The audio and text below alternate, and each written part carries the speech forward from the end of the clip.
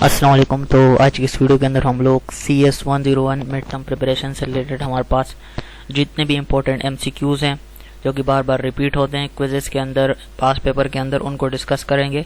तो ये वीडियो जो है इसके अंदर हम 85 प्लस MCQs जो है वो आपके साथ शेयर करूँगा। आंसर्स जो है वो 100% करेक्ट होंगे हमारे पास।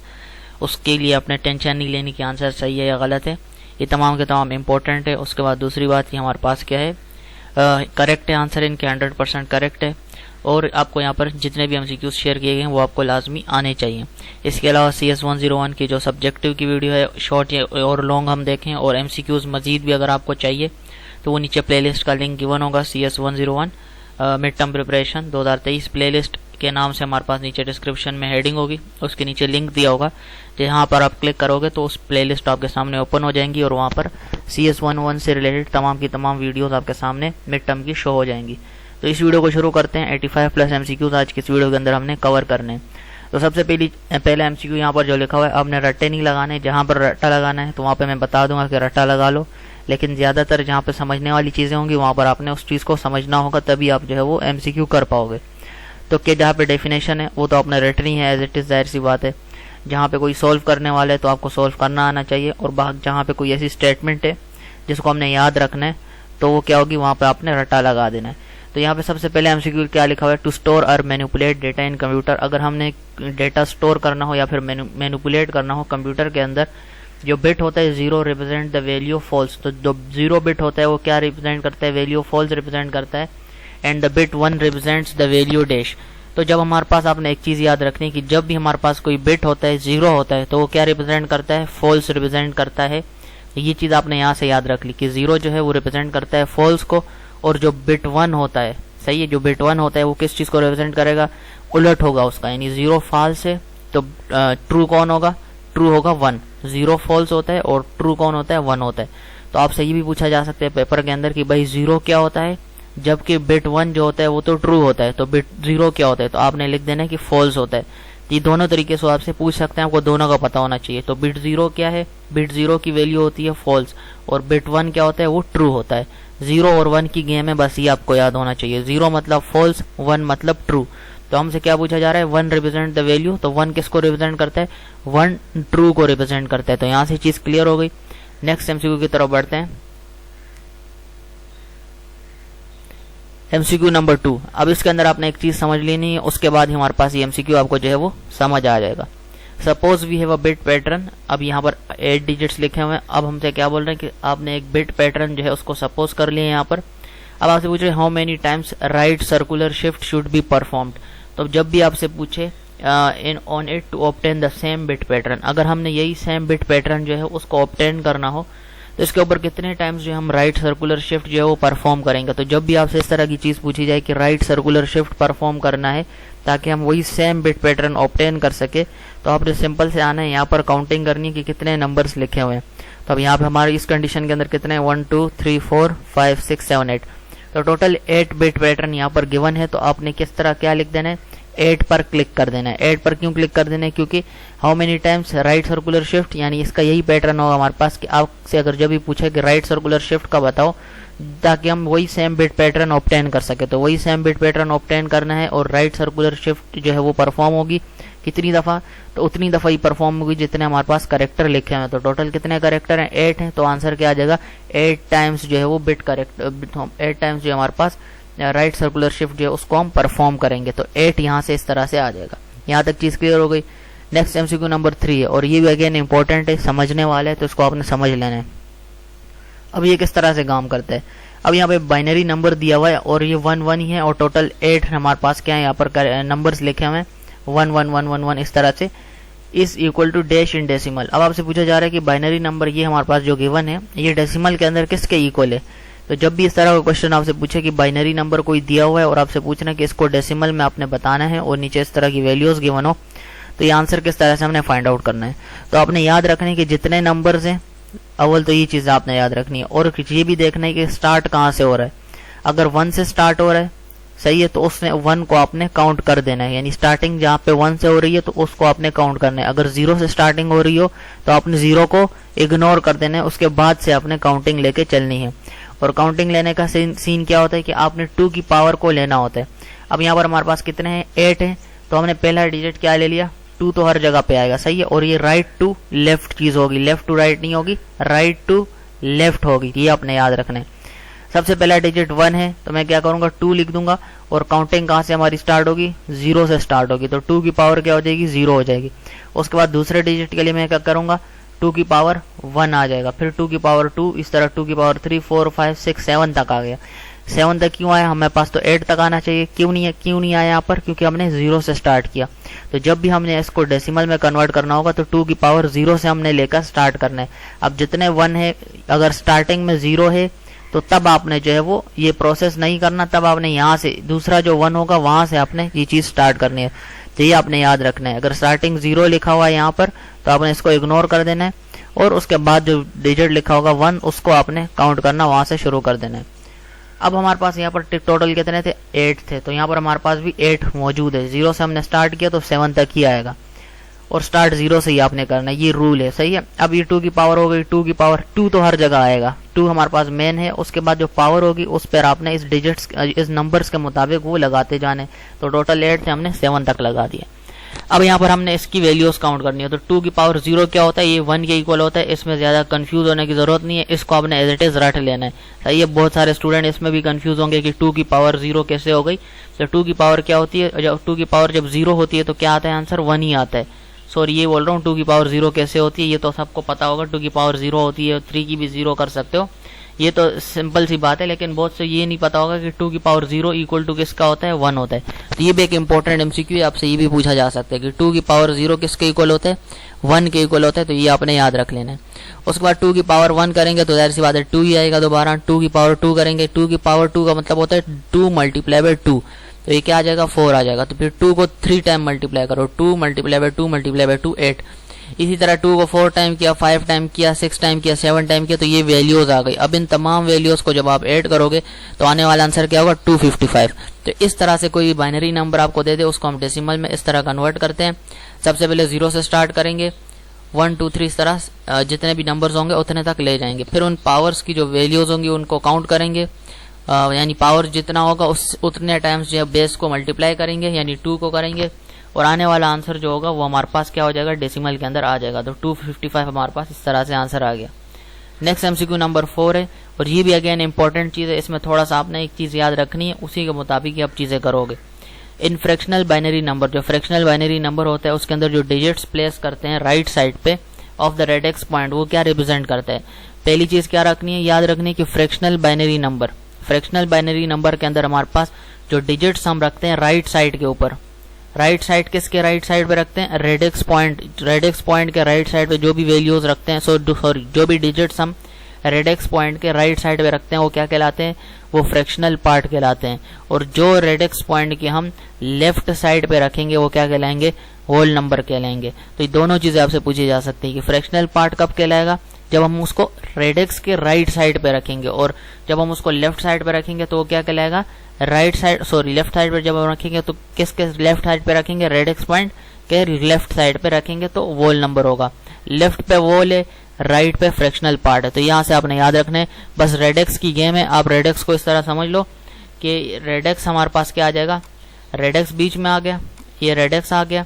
अब इस रेडिक्स के अगर मैं लेफ्ट की बात करूं, लेफ्ट इस साइड पे आ जाएगा, और लेफ्ट पे कौन आता है, वोल नंबर आएगा। और अगर राइट साइड की बात हो रही हो तो राइट साइड पे कौन आएगा, फ्रैक्शनल पार्ट आएगा। तो इस तरह से आपने याद रखना है कि रेडिक्स के राइट पे फ्रैक्शनल पार्ट, रेडिक्स के लेफ्ट पे होल नंबर। चीज क्लियर हो गई, ये बोलना चाह रहा हूं। नेक्स्ट एमसीक्यू नंबर 5 की अगर बात करें, 2 रेस दी 0 इक्वल टू, तो ये वही बात हो रही है, अभी थोड़ी देर पहले मैं आपको बता चुका हूं। 2 रेस की 0 का मतलब क्या है, हमारे पास 2 रेस की 0 का मतलब होता है इक्वल टू 1। तो 2 रेस की 0 इस तरह से लिखेंगे, 2 की पावर 0 हो जाएगी, और ये किसके इक्वल होता है, ये 1 के इक्वल होता है। हम ऑलरेडी डिस्कस कर चुके हैं। तो ऑप्शन नंबर 4 यहाँ से करेक्ट आ जाएगा, 1। और ये भी एक इंपॉर्टेंट है, which ability of a controller is known as direct memory access. तो कौन सी एबिलिटी ऑफ कंट्रोलर की होती है जिसके थ्रू हम उसको कह सकते हैं कि भाई आप डायरेक्ट मेमोरी एक्सेस हो। तो क्या होती है हमारे पास एबिलिटी कंट्रोलर की, तो जिसकी वजह से हम उसको डायरेक्ट मेमोरी एक्सेस कहते हैं, तो वो क्या होती है, to access main memory.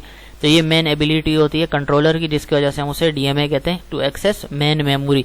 Option number 4 हमारे पास करेक्ट आ जाएगा। नेक्स्ट हमारे पास क्या है, डीवीडी स्टैंड फॉर। तो डीवीडी की फुल फॉर्म अपने बतानी है कि डीवीडी की फुल फॉर्म क्या है। तो डीवीडी की फुल फॉर्म है डिजिटल, दोनों में लिखा हुआ है डिजिटल, लेकिन उसके बाद क्या है, वर्सेटाइल डिस्क है हमारे पास, डिजिटल वर्सेटाइल डिस्क। तो इसको आपने एज इट इज याद रख लेना, ये याद रखने वाली चीज है, full form digital versatile disc. Next हमारे पास the disc consist of instruction that tells the control unit to request an activity with in the arithmetic slash logics unit. तो क्या चीज होती है जो कि कंसिस्ट करती है इंस्ट्रक्शन के ऊपर, और वो कंट्रोल यूनिट को रिक्वेस्ट करती है कोई भी एक्टिविटी विदन यानी अरिथमेटिक और लॉजिक यूनिट के विदन यानी अंदर। तो हमारे पास अरिथमेटिक और लॉजिक ग्रुप ही होते हैं जो कि हमारे पास क्या करते हैं, इंस्ट्रक्शन के ऊपर बेस करते हैं और कंट्रोल यूनिट को बताते हैं। यानी आप यहाँ से याद रख सकते हो कि अरिथमेटिक और लॉजिक है तो यहाँ पे भी अरिथमेटिक एंड लॉजिक आ जाएगा, साथ में वहाँ पे यूनिट है तो यहाँ पे क्या आ जाएगा, ग्रुप होगा जो कि कंसिस्ट करेगा विद इन द अरिथमेटिक या लॉजिक यूनिट। तो इस तरह से अपने इसने याद रख देने, ऊपर क्या अरिथमेटिक और लॉजिक ग्रुप लिखा हुआ है, नीचे आप लिख दोगे ऊपर यूनिट लिखा हुआ है, नीचे क्या लिख दोगे, ग्रुप। नेक्स्ट है one term could be used for more than one thing, यानी एक लफ्ज जो है हम उसको यूज कर सकते हैं, कोई भी वर्ड हम यूज कर सकते हैं मोर देन वन थिंग, यानी एक चीज से ज्यादा के लिए हम भी यानी एक मान के चलो मैंने एक चीज को एक नाम दे दी, जिस तरह हमारा अपना नाम होता है, एक चीज का नाम हो गया, उसके बाद वही सेम नेम दूसरे चीज के लिए हमने रख दिया। तो for example word jaguar is used in two meaning such as, और ये जैगुआर जो है ये आपके CS 101 से रिलेटेड जो बार बार आपसे पेपर में ये one term could be use more than one thing, तो ये वहां पर ये जैगुआर का वर्ड आपसे बार बार पूछा जाता है। अब ये जैगुआर क्या, ये कार का नाम भी है और एनिमल का नाम भी है, तो दोनों अलग अलग कैटेगरीज हैं, लेकिन अलग अलग चीजें भी हैं उनके अंदर, और हमारे पास क्या है, प्रोडक्ट भी अलग अलग है। यानी प्रोडक्ट मान के चलो यहाँ पे एनिमल है, यहाँ पर क्या है, कार है, तो ये लिविंग है, ये नॉन लिविंग है, दोनों अलग अलग कैटेगरीज है, उनके नाम भी सेम है। उसके बाद क्या हमारे पास एनिमल एक अलग जाहिर सी बात है कैटेगरी, लिविंग कैटेगरी के अंदर आ गया, कार एक क्या है, नॉन लिविंग कैटेगरी है, यानी ये बेजान चीज है। तो ये आपने यहाँ से याद रख दिया। तो एनिमल भी एक जैगुआर है, जैगुआर का नाम है, और कार भी जैगुआर का नाम है, तो दोनों हमारे पास क्या है, वन टर्म है, यानी एक वर्ड है, जैगुआर एक वर्ड है जो हमने दो चीजों के लिए यूज किया हुआ है। तो यानी एक से ज्यादा हो गया, दो चीजें हो गई हमारे पास जिनके लिए हमने एक ही वर्ड लिखा हुआ है। नेक्स्ट MCQ की तरफ बढ़ते हैं, विच डेटा कंप्रेशन टेक्निक, एक सेकेंड, MCQ नंबर 10 हमारे पास है, which data compression technique is suitable for data having long sequenced of the same value. तो इनमें से कौन सा डेटा कंप्रेशन टेक्निक जो है वो सुटेबल है डेटा के लिए long sequence of same value के लिए। तो हमारे पास वो किसके अंदर आएगा, वो आएगा रन लेंथ इनकोडिंग के अंदर आएगा, जो कि डेटा कंप्रेशन टेक्निक है, सूटेबल है उस डेटा के लिए जिसके अंदर लॉन्ग सीक्वेंसेस होते हैं एक ही सेम वैल्यू के लिए, तो वो रन लेंथ इनकोडिंग के अंदर हमारे पास ये चीज आएगी। तो नेक्स्ट MCQ नंबर 11 की तरफ बढ़ते हैं।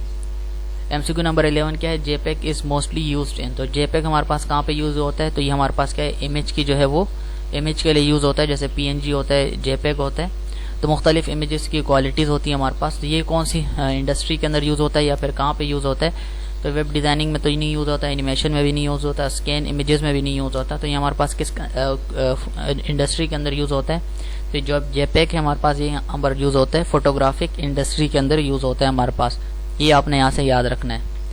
नेक्स्ट MCQ क्या है, बिट। तो बिट हमारे पास क्या है, तो बिट आपने याद रखना है, बिट एक है बेसिक यूनिट है स्टोरेज का। तो bit is a basic unit of storage, बाकायदा हैंडआउट की लाइन है, bit is a basic unit of storage. Next MCQ हमारे पास है, computer does not understand any language except. इस MCQ का मतलब क्या होता है, ये एक्सेप्ट करके आपसे हर एक उसके अंदर पूछते रहते हैं। पहले सेमेस्टर के अंदर बहुत सारे स्टूडेंट्स को ये चीज नहीं पता होती, बाद में पता चल जाती है। तो computer does not understand any language, computer कोई लैंग्वेज अंडरस्टैंड नहीं कर सकता। तो यहाँ तक तो आपने पढ़ लिया, समझ आ गई। एक्सेप्ट मतलब यही है कि आप बताओ कि कंप्यूटर कौन सी लैंग्वेज अंडरस्टैंड कर सकता है, बस ये घुमाने की टेक्निक है उनकी, वो इसी तरह से MCQs लिखते हैं जानबूझ के, ताकि थोड़ा सा बंदा कंफ्यूज हो जाए। लेकिन ये है बेसिक सी चीज, ये आपको पता होनी चाहिए, बार बार इसी तरह से MCQs आपसे पूछे जाते हैं।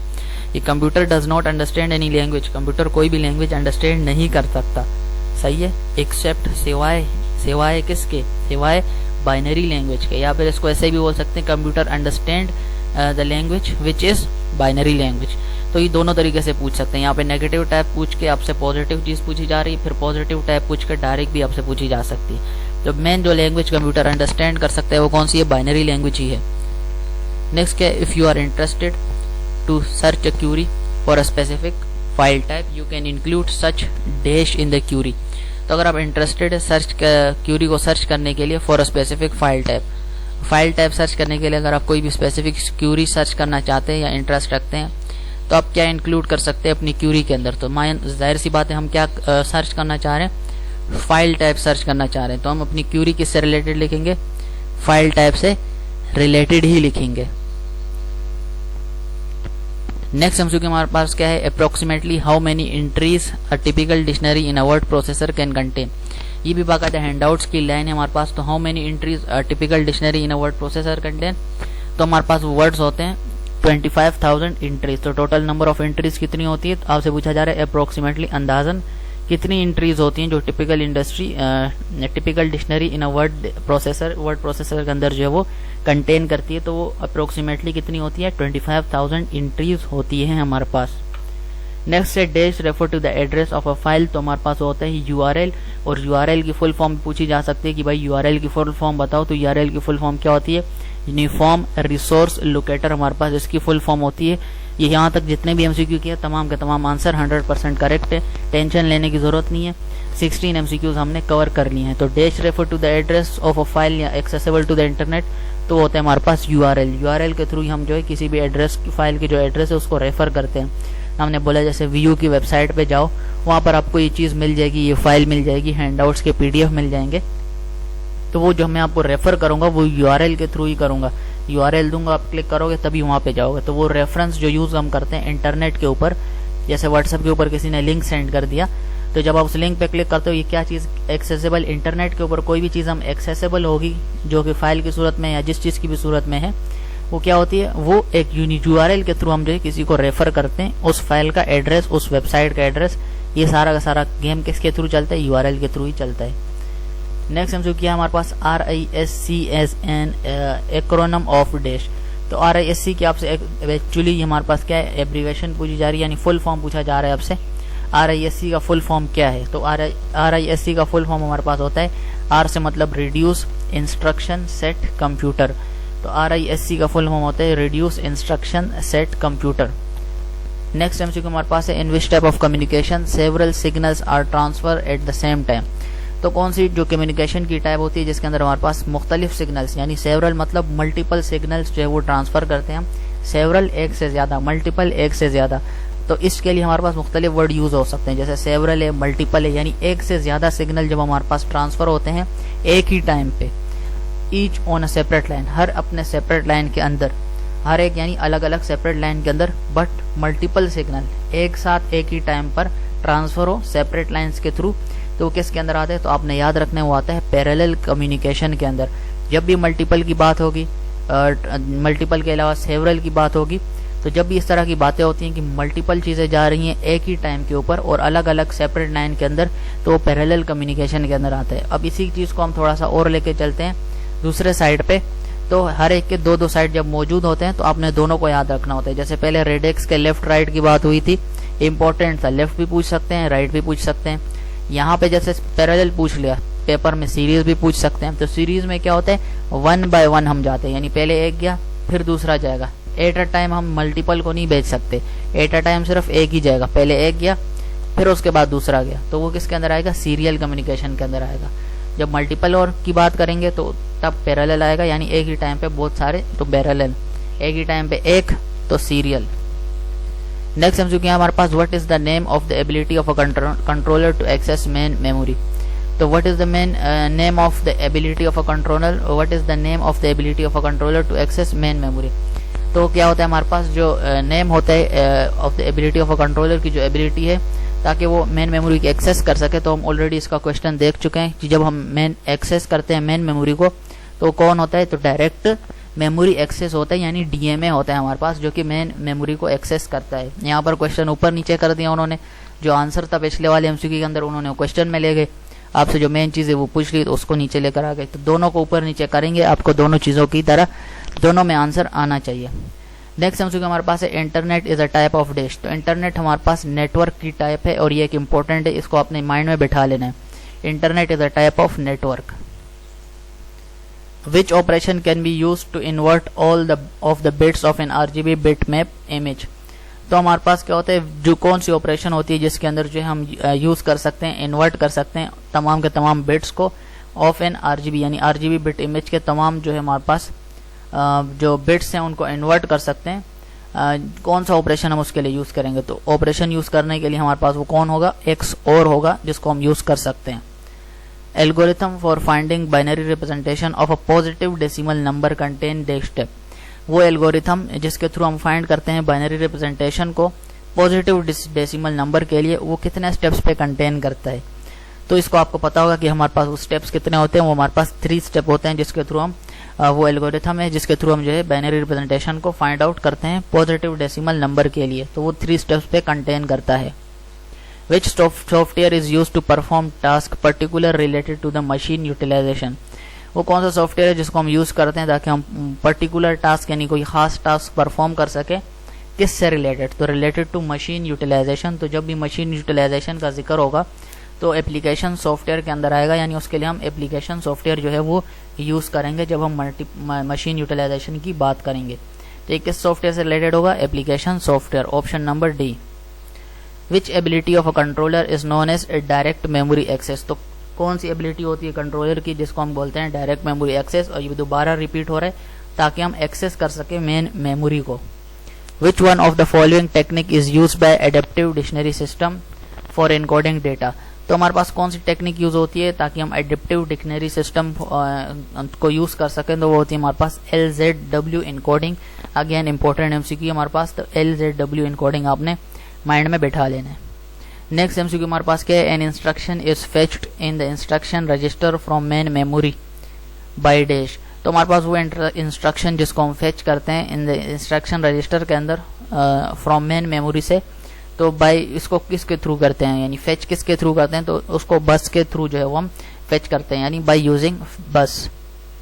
Multi programming is a way to implement, तो मल्टी प्रोग्रामिंग एक वे है जिसके थ्रू हम इम्प्लीमेंट कर सकते हैं। टाइम शेयरिंग इसका 100% करेक्ट आंसर टाइम शेयरिंग ही है, तो ये आपने याद रख लेना है। तो multiprogramming is a way to implement time sharing. Next हमारे पास क्या है, main memory is also called, तो मेन मेमोरी को हम ये भी कह सकते हैं कि रैम भी कह सकते हैं, तो main memory is also known as RAM.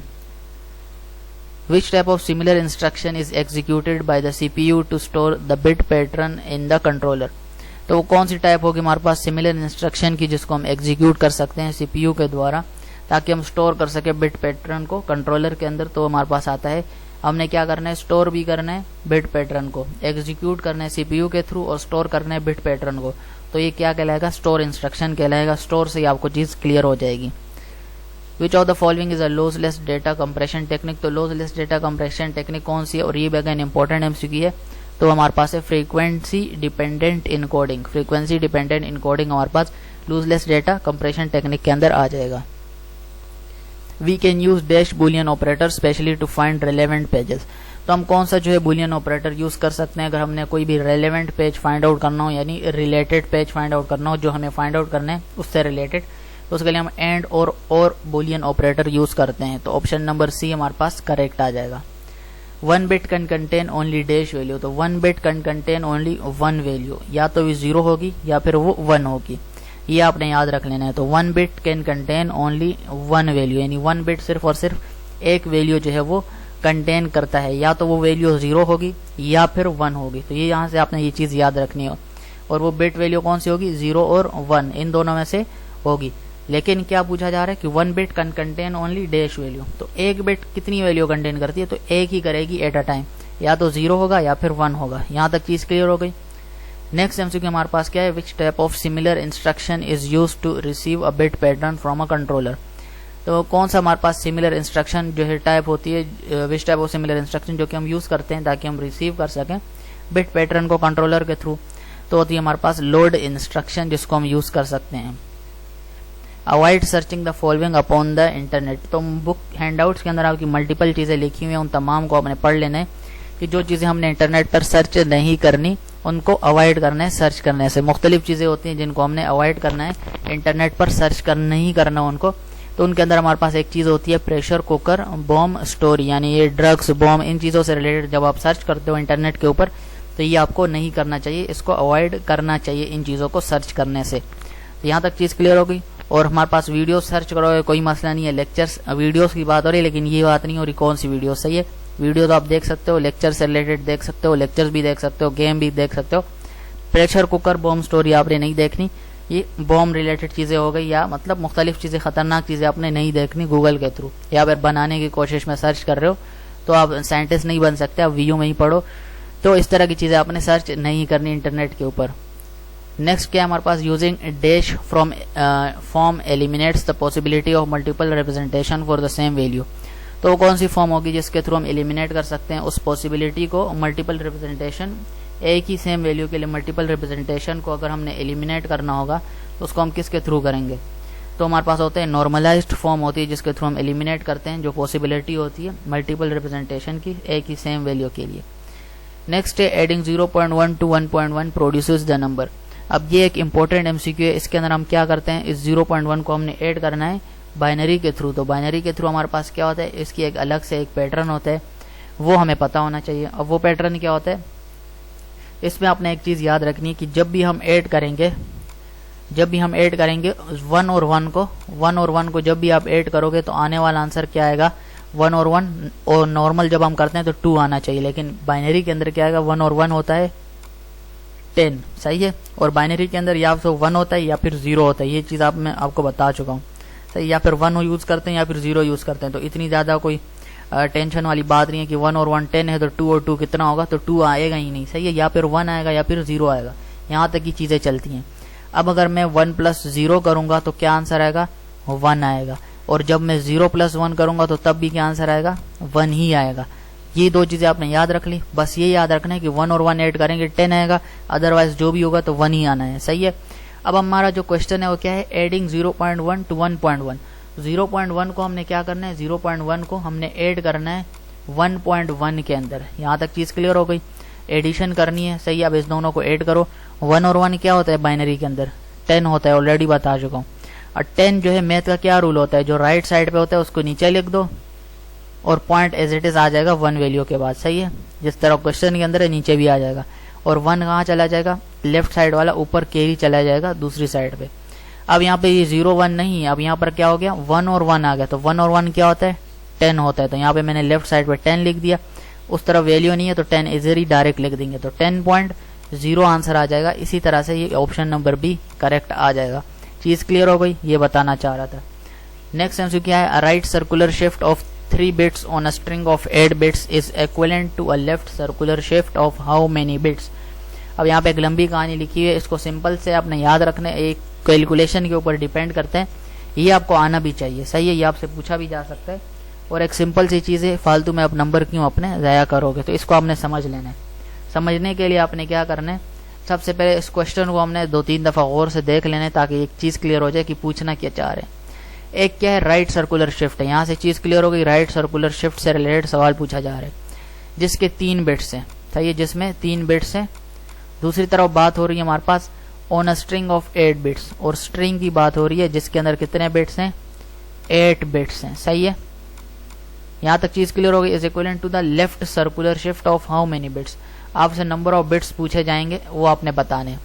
अब आपने एक चीज़ याद रखनी कि जब भी हमारे पास सर्कुलर शिफ्ट लेफ्ट में आ जाए, राइट सर्कुलर शिफ्ट ऑफ इतना बिट, तो जब भी राइट सर्कुलर शिफ्ट की बात हो रही हो, यहाँ स्टार्टिंग यही से हो रही है कि राइट सर्कुलर शिफ्ट ऑफ इतना बिट, तो राइट सर्कुलर शिफ्ट अगर उन्होंने आपको दिया हुआ है,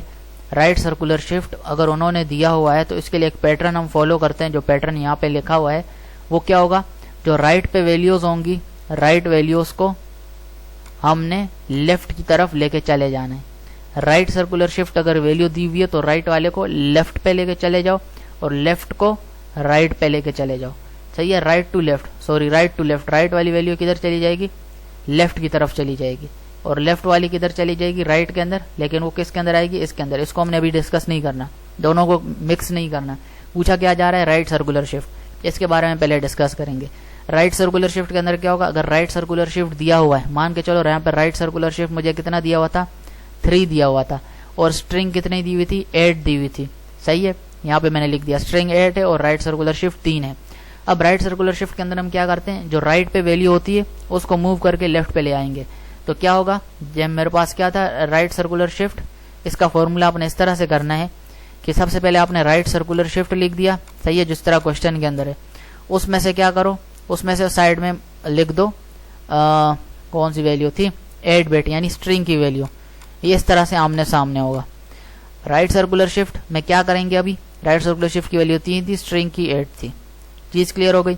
अब मैंने क्या करना है, राइट सर्कुलर शिफ्ट को राइट टू लेफ्ट मूव करना है। राइट सर्कुलर शिफ्ट के अंदर जो वैल्यू होगी राइट पे, उसको मैं लेफ्ट की तरफ मूव करूंगा। राइट पे कौन सी वैल्यू है, स्ट्रिंग की वैल्यू है, इसको मैं मूव करूंगा लेफ्ट की तरफ। लेफ्ट की तरफ मूव करूंगा तो 8 इस तरफ आ जाएगा और 3 कहाँ चला जाएगा, 3 की जगह पे तो 8 आ गया, तो 3 मूव के इस तरफ आ जाएगा। चीज क्लियर हो गई। और बीच में क्या आएगा, माइनस आएगा, तो 8 में से 3 निकालो, कितना आएगा, 5 आंसर आ जाएगा। तो इस तरह से जो हमारे पास है आंसर क्या आ जाएगा, 5 आ जाएगा। ऑप्शन नंबर डी इसका करेक्ट आंसर होगा। ये राइट सर्कुलर शिफ्ट की बात बता रहा हूं। यही सेम चीज अगेन दोबारा बता देता हूं, right circular shift. Right circular shift की बात होगी, राइट सर्कुलर शिफ्ट आपने यहाँ पे लिख दिया। राइट सर्कुलर शिफ्ट में क्या होता है, जो राइट पे वैल्यू होगी, राइट पे जो वैल्यू होगी उसको हम उठा के कहाँ पे लिख देंगे, लेफ्ट साइड पे लिख देंगे। राइट सर्कुलर शिफ्ट की वैल्यू थी 3, राइट सर्कुलर शिफ्ट की वैल्यू थी 3, स्ट्रिंग की वैल्यू थी 8। समझ आ गई। अब मैंने क्या, राइट सर्कुलर शिफ्ट की बात हो रही है, तो राइट सर्कुलर शिफ्ट के अंदर क्या होता है, जो राइट की वैल्यू होती है वो लेफ्ट पे आ जाती है और जो लेफ्ट की होगी वो ऑटोमेटिकली इस तरफ आ जाएगी। तो 8 - 3 क्या आ जाएगा, 5। अब यही सेम चीज अगर लेफ्ट सर्कुलर शिफ्ट करके पूछे आपसे तो फिर क्या होगा, उसको भी देख लेते हैं। तो जब लेफ्ट सर्कुलर शिफ्ट की बात हो रही हो, लेफ्ट सर्कुलर शिफ्ट की बात हो रही हो, मान के चलो ये लेफ्ट सर्कुलर शिफ्ट है, कितना बिट है, 3 बिट है, सही है। उसके बाद क्या बात हो रही है, स्ट्रिंग है 8 बिट की, स्ट्रिंग है 8 बिट की। तो तब आपने क्या करना है, तो तब आपने इसी को इस तरह से निकाल देना है। लेफ्ट सर्कुलर शिफ्ट के अंदर क्या होता है हमारे पास, लेफ्ट सर्कुलर शिफ्ट के लेफ्ट की वैल्यू जो होती है वो राइट की तरफ मूव कर जाती है, यानी लेफ्ट टू राइट मूव हम करते हैं। तो क्या होगा, यहाँ पे भी वही सेम चीज आएगी फिर हमारे पास। तो लेफ्ट वाली जो होती है वो राइट की तरफ मूव कर जाती है और इसमें होती है राइट में क्या होती है, राइट वाली चीज मूव करती है लेफ्ट की तरफ और इसमें लेफ्ट वाली मूव करेगी राइट की तरफ। तो क्या होगा, यहाँ पे भी 8 - 3 आएगा, आंसर क्या आ जाएगा, 5 ही आ जाएगा। अब ये राइट लेफ्ट वाला मेरे को थोड़ा सा क्लियर नहीं है, इसके अंदर क्या सीन हो रही है। हो सकता है इसके अंदर ये माइनस वाला सीन ना आए, हो सकता है इसके अंदर ये माइनस वाला सीन ना आए। लेफ्ट सर्कुलर शिफ्ट, इसको मैं देखता हूँ, ये लेफ्ट वाला मेरे दिमाग के अंदर थोड़ा क्लियर नहीं है। बाकी राइट वाले का पैटर्न तो यही है कि राइट सर्कुलर शिफ्ट के अंदर क्या होगा हमारे पास, राइट सर्कुलर शिफ्ट के अंदर यही होगा कि जो राइट वाली वैल्यू है उसको हम उठा के लेफ्ट पे ले आएंगे और उसमें से बीच में माइनस का साइन लगा देंगे, आंसर 5 आ जाएगा। अब इसी तरह ये जो लेफ्ट वाला है इसका थोड़ा मेरे को क्लियर नहीं है, इसको मैं क्लियर करके फिर आपके साथ मजीद वीडियो जो है आगे कंटिन्यू करता हूँ। अच्छा, तो यहाँ पर जो भी इम्पोर्टेंट चीज़ थी वो हम यहाँ से इसको इस तरह से सॉल्व कर सकते हैं। इतनी लंबी कहानी जाने की ज़रूरत नहीं है, इतना भी हाई जो लेवल का क्वेश्चन है वो नहीं है। हम इसको सिंपली इस तरह से भी लिख सकते हैं, ये जो पैटर्न लिखा हुआ है इसको आप भूल जाओ, ये भूल जाओ पैटर्न, इससे पहले की जो बात हो रही थी वो आपने भूल जाना है। अब जब राइट सर्कुलर शिफ्ट है या लेफ्ट सर्कुलर शिफ्ट है तो टेंशन लेने की हमने ज़रूरत नहीं लेनी। हमने क्या करना है, जो बिट होगी हमारे पास, जो स्ट्रिंग के ऊपर बिट होगी उसको आपने स्टार्ट में लिख देना है, सही है। उसमें से बस माइनस कर दो, जो शिफ्ट होगी राइट सर्कुलर शिफ्ट है, लेफ्ट है, जो भी है उसकी जो बिट होगी वो आपने यहाँ पर लिख देनी है, आंसर आपके पास एज इट इज आ जाएगा। इसी तरह लेफ्ट की राइट की जगह लेफ्ट लिख दें, कोई मसला नहीं है। जो यहाँ पे बिट होगी वो क्या होगी, वो इस साइड पे आ जाएगी और जो स्ट्रिंग की बिट होगी वो स्टार्टिंग में हम लिख देंगे, बीच में माइनस का साइन आ जाएगा। बस जो भी आंसर आएगा वो आपका आंसर हो जाएगा, चाहे राइट स्ट्रिंग हो लेफ्ट हो, जो भी लिखें उससे कोई फर्क नहीं पड़ना। बस आपने क्या करना है, जो स्ट्रिंग होगा उसको लेफ्ट पे लिख दिया यानी स्टार्ट में लिख दिया, उसमें से माइनस कर दो। जो स्टार्टिंग में जो शिफ्ट की वैल्यू होगी, चाहे वो राइट है या फिर लेफ्ट है, उस शिफ्ट की वैल्यू क्या होगी वो माइनस के बाद आपने लिख देनी है, आंसर जो भी आएगा वो आपने लिख देना है। तो इस तरह से आंसर क्या आ जाएगा, 5 आ जाएगा। तो उम्मीद करता हूँ यहाँ तक चीजें क्लियर हो जाएंगी। भाई ये सिंपल सा मेथड आपने याद रखना है, यही है दोनों के लिए, राइट के लिए भी लेफ्ट के लिए भी, कोई टेंशन लेने की जरूरत नहीं है, ये पूरा प्रोसीजर करने की जरूरत नहीं है। नेक्स्ट एमसीक्यू की तरफ बढ़ते हैं।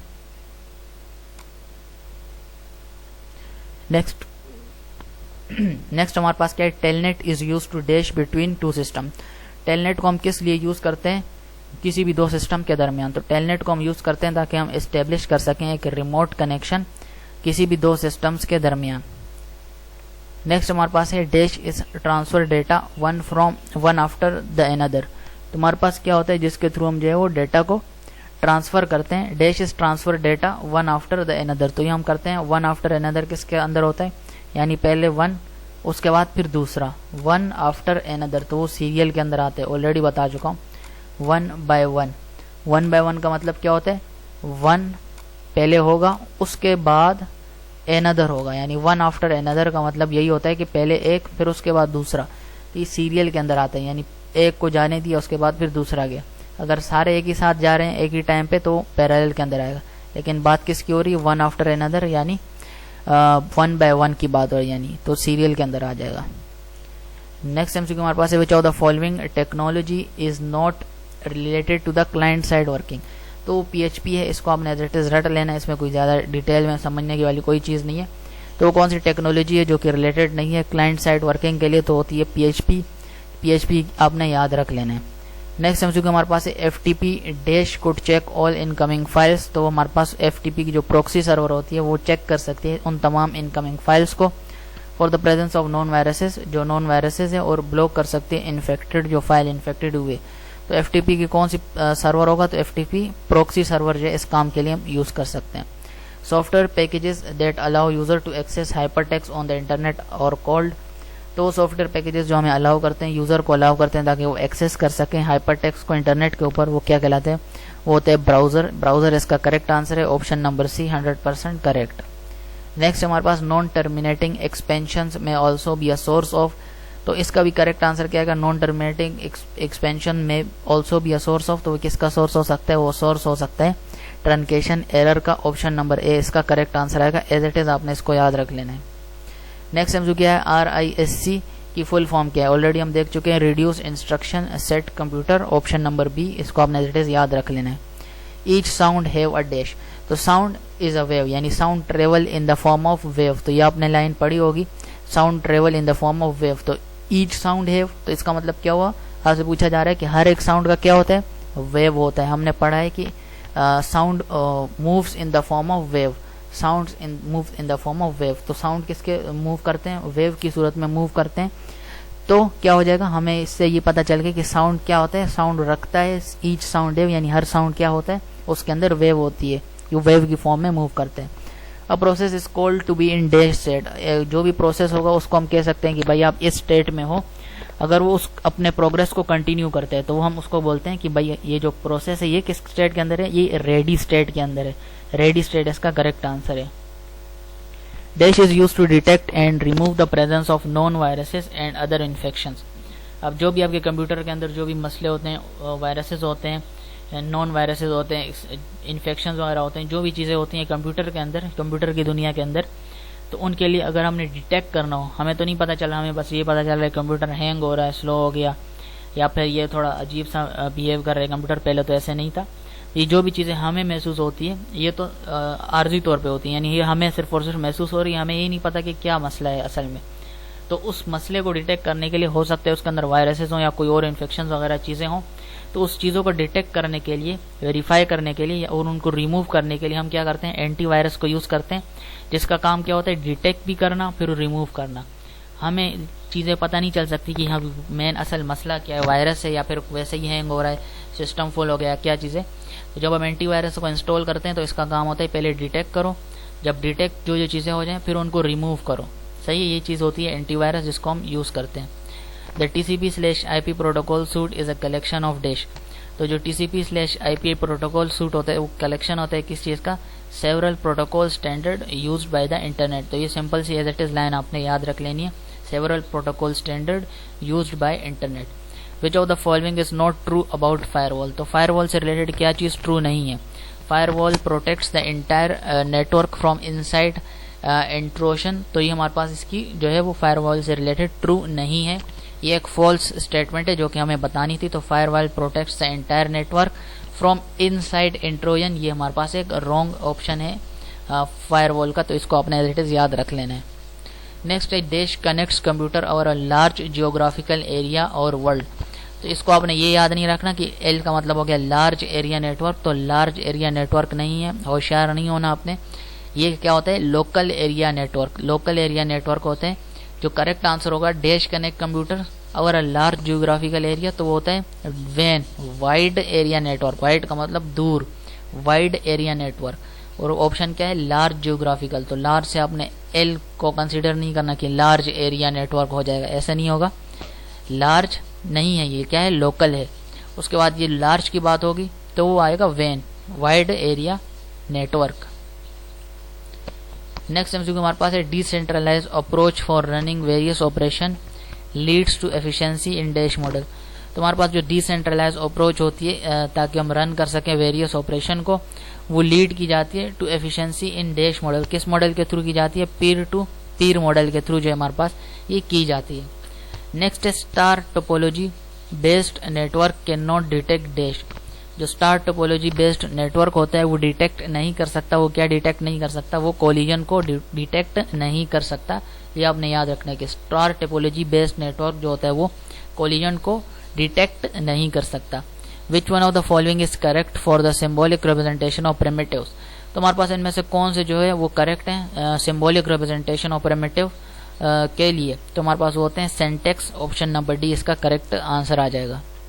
नेक्स्ट एमसीक्यू हमारे पास है, the process of using DNS to perform an address translation is called अ।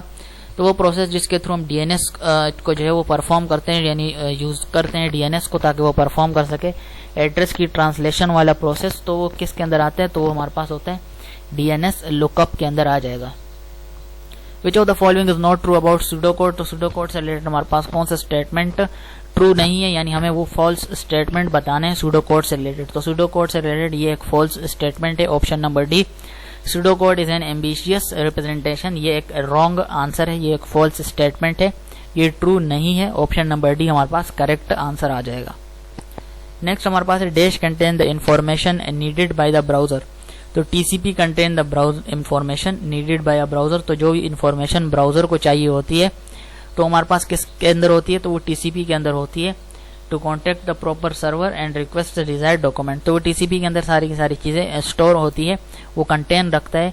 और जब भी ब्राउजर के ऊपर कोई सर्च करता है तो ब्राउजर को जो भी चीज चाहिए होती है वो टीसीपी के थ्रू कॉन्टेक्ट करता है और उससे वो फाइल या फिर डिजायर्ड डॉक्यूमेंट रिक्वेस्ट करता है। लेकिन कंटेन कौन करता है, टीसीपी ही कंटेन करता है सारी की सारी चीजें। नेक्स्ट हमारे पास क्या है, द डिस्पैचर एलोकेट्स डैश। तो डिस्पैचर एलोकेट करता है टाइम स्लाइसेस को, एज इट इज आपने इसको याद रख लेना है। नेक्स्ट है, VoIP consist of two processes on different machine transferring audio data via dash model. तो वो किसके थ्रू करेगा, via P2P model. To construct reliable operating system we must develop dash. तो अगर हमने एक रिलायबल ऑपरेटिंग सिस्टम जो है वो कंस्ट्रक्ट करना है तो हमें जरूरी है कि हमें क्या हमने डेवलप करना चाहिए, तो एल्गोरिथम्स को डेवलप करना चाहिए जो कि जो that cover every possible contingency regardless of how minuscule is it में है। तो हमारे पास क्या है, हम अगर हमने कंस्ट्रक्ट करना है रिलायबल कंप्यूटर ऑपरेटिंग सिस्टम को तो हमने एल्गोरिथम को जरूरी डेवलप करना चाहिए। Google drive an example of. तो गूगल ड्राइव किस चीज की एग्जांपल है, तो गूगल ड्राइव हमारे पास क्लाउड कंप्यूटिंग की एग्जांपल होगी। तो Google drive an example of cloud computing. Ethernet based network for बस topology makes use of dash for transmitting messages. तो जो इंटरनेट बेस्ड नेटवर्क होता है बस टोपोलॉजी का, वो मेक्स यूज किस चीज का यूज करता है ताकि ट्रांसमिट कर सके मैसेजेस को, तो वो यूज करता है CSMA/CD का यूज करता है, यानी ऑप्शन नंबर डी, ताकि मैसेज को ट्रांसमिट कर सके। The small segment of long messages. जो स्मॉल सेगमेंट होता है लॉन्ग मैसेजेस का इन टर्म ऑफ कंप्यूटर नेटवर्क, उसको हम क्या कहते हैं, उसको हम कहते हैं पैकेट्स।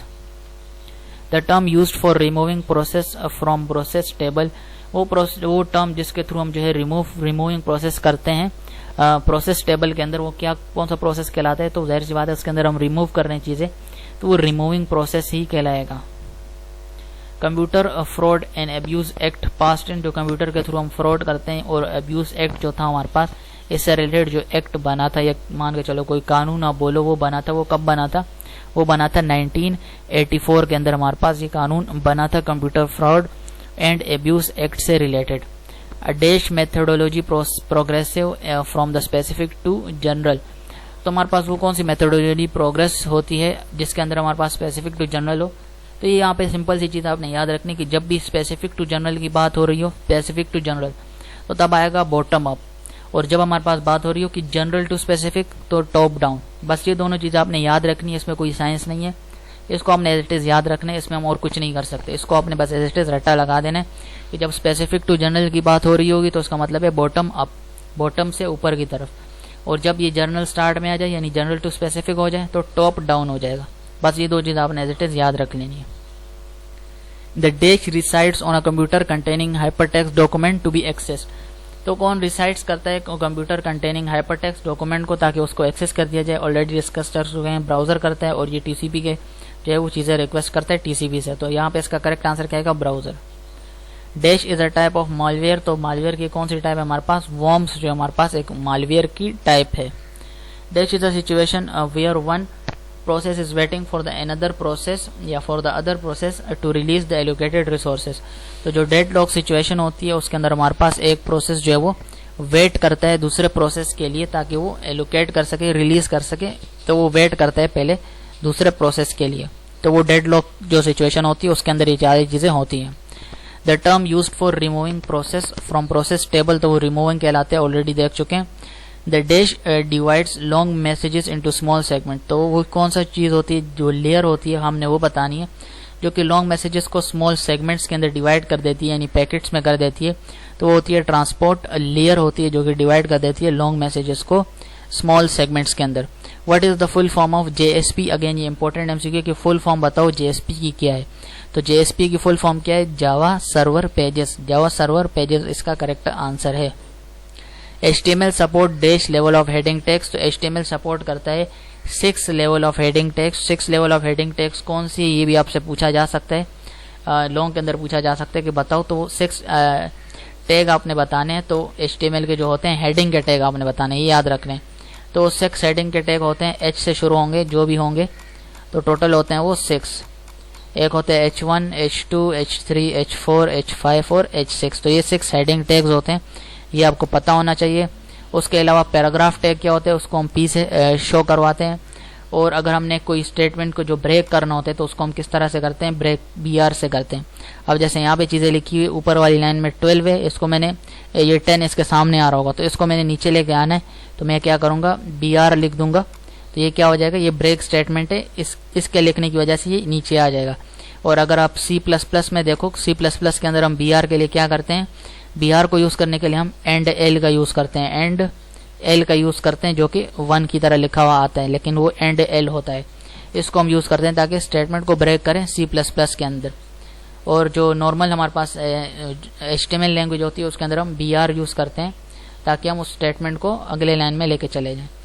बेसिकली हमने क्या देखना था? हेडिंग टैग्स को देखना था और उसको हम देख चुके हैं। हेडिंग टैग्स कितनी होती है? H1 to H6 होती है HTML के अंदर।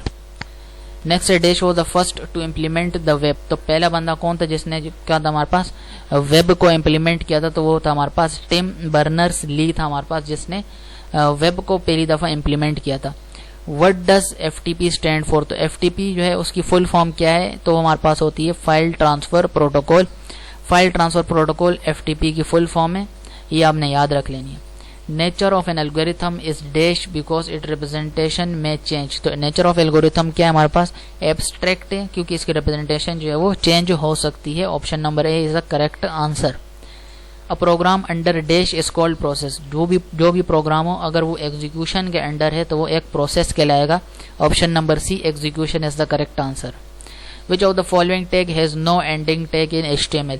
तो HTML के अंदर हर एक चीज़ का जो है वो एंडिंग और क्लोजिंग टैग होता है हमारे पास। अगर मैं हेडिंग टैग की बात करूं, H1 की बात करूं, अगर मैंने H1 यूज़ करना है तो ये स्टार्टिंग टैग होगा। और अगर मैं इसको क्लोज करूं H1 को तो वो मेरे ख्याल में इस तरह से होगा। ये लाइन स्टार्टिंग में आएगी, एंड में आएगी, ये मैं भूल गया।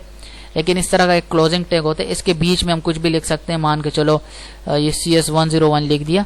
तो ये HTML के अंदर जो भी टैग लिखते हैं वो स्टार्टिंग टैग है तो उसका एंड टैग भी होता है। इसी तरह पैराग्राफ का टैग है तो उसका भी स्टार्टिंग होता है, बीच में जो भी पैराग्राफ लिखो आप, उसी तरह उसका एंडिंग टैग भी होता है। सही है, उसका एंडिंग टैग भी होता है। तो हर एक का स्टार्टिंग और एंडिंग होता है। लेकिन कौन सा होता है जिसका नहीं होता? तो BR वो एक वाहिद टैग है जिसको मैंने यहाँ पे लगा दिया BR। अब ये यहाँ पे ही क्लोज हो गया, इसके लिए मुझे क्लोजिंग टैग लगाने की जरूरत नहीं है। यहाँ पे कोई स्टेटमेंट होगा, मान के चलो CS101 ही लिख देते हैं। CS101 मैंने यहाँ पे लिखा, उसके बाद मैंने कहा BR टैग लगाओ, उसके बाद अगले स्टेटमेंट में चीज़ चली जाए, जो भी मैं लिखना चाह रहा हूँ वो अगले स्टेटमेंट में चला जाए। CS101 प्रोग्रामिंग मान के चलो मैं लिखना चाह रहा था। अब जब भी मैंने इस तरह लिखा तो इस BR का एंडिंग स्टेटमेंट नहीं है। अब ये नहीं होगा कि गैप ही होता जाए हर जगह, ऐसा नहीं होता। अब ये सिर्फ और सिर्फ इस लाइन के अंदर लगाया तो सिर्फ और सिर्फ यहाँ पे ही अप्लाई होगा, इसका क्लोजिंग टैग लगाने की ज़रूरत नहीं होती। लेकिन अगर पैराग्राफ का पी टैग यहाँ पे लगा दिया और नीचे मैं लिखते जा रहा हूँ तो जब तक इसका एंडिंग टैग नहीं लगाऊंगा तब तक ये पैराग्राफ का टैग ही चलता जाएगा। तो इनके लिए ये लगाना ज़रूरी होता है। लेकिन ये जो हमारे पास BR टैग होता है ये एक वाहिद टैग है जिसके अंदर हम ये काम नहीं करते। पी का हम देख चुके हैं, पैराग्राफ टैग होता है, इसके लिए भी क्लोजिंग टैग चाहिए होता है, यानी एंडिंग टैग जिसे बोलते हैं। ए और बी तो फालतू में, इनकी ज़रूरत ही नहीं है, फालतू में चीज़ें लिखी हुई हैं। तो ये एक BR टैग है जिसको हम जो है इसका क्लोजिंग यानी एंडिंग टैग नहीं होता। ये इसलिए डिटेल में समझाए ताकि समझ आ जाए। For sequential search algorithm technique it is dash to be list as sorted in alphabetic order in case of names list. तो ये हमारे पास क्या होना चाहिए, मैंडेटरी होना चाहिए। सिक्वेंशियल सर्च एल्गोरिथम टेक्निक के अंदर ये बाकायदा लाइन लिखी हुई है, इसको अपने एज इट इज़ याद रखना है। The dispatcher is the component of the dash that manages the execution of the scheduled processes. तो कर्नल होता है हमारे पास, the dispatcher in the computer of the kernel that manages the execution of the scheduled processes. जो भी scheduled processes होती हैं उनको execute करने के लिए मैनेज जो करते हैं वो कौन होता है, कर्नल होता है। ऑप्शन नंबर सी जो है वो करेक्ट आंसर आएगा। ये एक ब्लर सा MCQ है, थोड़ा सा इसको देख लेते हैं। The connection between networks to form an internet, वो कनेक्शन जिसके थ्रू जो नेटवर्क्स के दरमियान होते हैं ताकि एक इंटरनेट बना सके, उसको हम हैंडल करते हैं डिवाइसेस के थ्रू। और वो डिवाइसेस क्या होती हैं, वो राउटर होती है जिसके थ्रू हम हैंडल करते हैं। XML stands for important MCQ है, एक्सटेंसिबल मार्कअप लैंग्वेज होता है हमारे पास। ई से स्टार्ट होता है, ई साइलेंट है, पढ़ने में क्या हो जाएगा एक्सटेंसिबल, एक्स से पढ़ेंगे extensible markup language. XML stand for extensible markup language. Option number B is the correct answer. Next MCQ हमारे पास है the small segment of long messages in term of computer network are called, तो packets कहलाते हैं, already हम देख चुके हैं। ऑप्शन नंबर बी इसका करेक्ट आंसर होगा, packets. The initialization step in loop structure establish a starting dash, तो हमारे पास जो इनिशियलाइजिंग स्टेप होता है लूप स्ट्रक्चर के अंदर वो एस्टेब्लिश करता है स्टार्टिंग, किस चीज़ को स्टार्टिंग एस्टेब्लिश करता है, स्टार्टिंग डैश। तो इसका करेक्ट आंसर हमारे पास आएगा कंडीशन। ऑप्शन नंबर ए जो है इसका करेक्ट आंसर है। जो इनिशियलाइजिंग स्टेप होता है लूप स्ट्रक्चर के अंदर वो स्टार्ट कर देता है यानी एस्टेब्लिश कर देता है एक स्टार्टिंग कंडीशन को। ऑप्शन नंबर ए कंडीशन जो है हमारे पास करेक्ट आंसर आ जाएगा इसका। नेक्स्ट MCQ क्या हमारे पास, in binary system we can use dash और डैश एट ईच पोजीशन, तो ऑलरेडी मैं बता चुका हूँ। तो बाइनरी के अंदर हम क्या करते हैं 0 और 1 को यूज करते हैं, तो 0 1 इसका आंसर आ जाएगा। नेक्स्ट है एन इंस्ट्रक्शन रजिस्टर, ये लास्ट MCQ हमारे पास 85 MCQ है, तो बस ये आखिरी हो गया, इसके बाद आपकी छुट्टी हो जाएगी। 85 MCQ जो है आप इजीली आपने कवर कर लिए हैं 100% करेक्ट आंसर के साथ। An instruction register holds the machine instruction, जो इंस्ट्रक्शन रजिस्टर होता है वो होल्ड करते हैं मशीन इंस्ट्रक्शन को, विच इज डैश, जो कि which is being executed now, तो ये एज इट इज स्टेटमेंट है, इसको आपने याद रख लेना है। तो इंस्ट्रक्शन रजिस्टर होता है वो होल्ड करते हैं मशीन इंस्ट्रक्शन को, which is being executed now, जो कि अभी एग्जीक्यूट किया गया हो।